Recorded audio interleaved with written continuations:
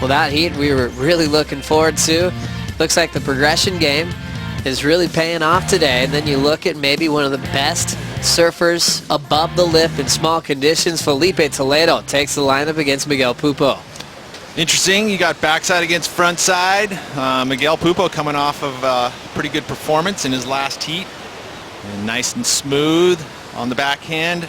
And we'll see how that will affect his world title race this season as he heads into Tahiti. Looking out the back, though, one of the bigger waves we've had today. Pupo's got to give way to Toledo here. Filipe already starting off with a big carve. Projects down the line, front side float with more momentum. Quick wrap into the pocket. Powering through a huge carve to tail release. Toledo's got room for more. Nice slice off the top. Toledo puts together a J-Bay special, one of the bigger waves. If you're humming here on Saturday morning, he will be taking a big lead and put a lot of pressure on Miguel Pupo. Really fun to watch. Anytime we have set waves coming through at J-Bay, you can hear the crowd so loud on the beach. Strider, can you hear them loud and clear from the water there? It's really fun to watch how fast he was going down the line. You know, he got up, nice clean check turn right there, blowing the fins out, comes around another beautiful hack, all the way down, floats it, then into this turn right here, boom, all the way back into the power section, back up into the bowl. Again, that was the turn I loved right there. Just absolute commitment. Flying down the line, another one. I mean, this guy was just on fire. Throws it up onto the bricks right there. It's so shallow right there. It's crazy, but you know what? 5, 6 really quality turns on that wave. It's got to be up into the 9s. You nailed it there. 9-point ride from the panel. What was your favorite part about this wave, Peter? Well, I mean, obviously the quality of it was the best we've seen all morning, but there's this one turn he does right here where he really lays it in. You see the fins, everything release, but this part where he's able to come back, he was always moving still down the line. Even when he reversed his board the other direction, you still see the momentum flying down the line. That is so difficult to do, to be able to transition out of it and get back down the line again, and he did that, especially that angle there. You know, he laid it, he committed. That's that commitment. He gave everything into that turn and was still able to keep moving down the line and finished up. So great surfing there, and obviously by the score, judges liked it too. Toledo's going to try to put it into a quick combination spot, getting this wave under priority. He's got the speed and just ends up kicking out. Toledo's going to try to put it into a quick combination spot, getting this wave under priority. He's got the speed and just ends up kicking out. Next one setting up for Miguel Pupo. Pupo's going to keep his hands on the rails. Joe, how optimum are these conditions right now? It is just butter, you know, light west wind, which is just this trickle offshore. I mean, these are the types of conditions that anything can happen, you know. Very similar in everything. What do you think about Pupo's choice? And Pupo did well in that event too, sure as did. you recall. So this is a good heat.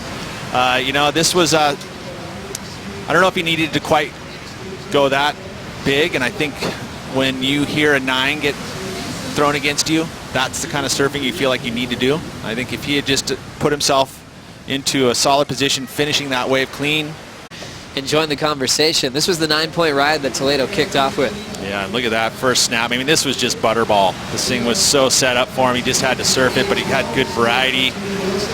You know, he didn't try to push it with any huge airs to start it out with, but there's risk in all of his rail work, so it's good. You know, and then again, that turn and another one, releasing, and then the float to finish, making sure that he completes the ride right there on the rocks. You know, and you can Miguel, you see him kick out, you just go, oh gosh, this is the wave that I wanted to ride. You know, but he took that early 2-point ride and gave priority to Filipe, and this wave came to him. I mean, look at that, just laying into it. And that's that commitment where you just give everything. You know, all your weight pushed into those turns. Good work there. It looks like Toledo is going to use priority to take this wave. He's got a lot of speed. Layback snap off the top, tail high, full rotation attempt, and Toledo's down. You know, and he's got that arsenal. So and it's high consistency pull rate. So he's going to make those moves a lot. Surprisingly, he actually didn't make that one.